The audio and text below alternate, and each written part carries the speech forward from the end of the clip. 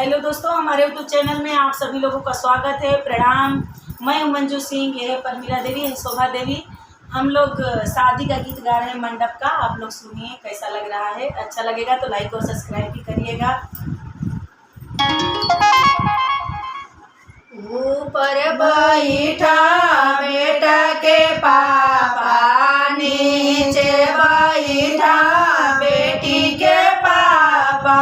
अरे माई दूनो रे समाधिया सली के सरबर कइले।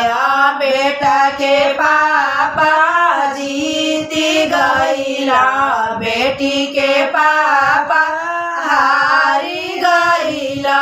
हाथी म देबो घोड़ा म देबो, डाल भर सोना म देबो। ए समाधि बनाई देबो, सुंदर दियावा भरल घरवा सुनइया।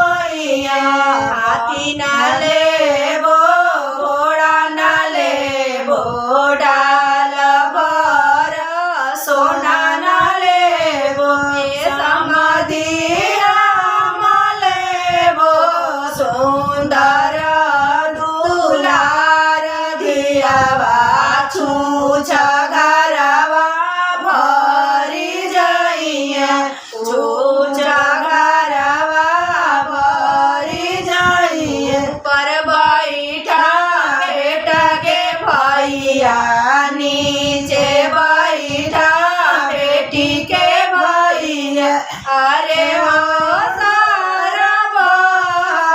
नोइया मिला के सरबर कइला, बेटा के भैया जीती गइला, बेटी के भैया हारी गइला। हाथी म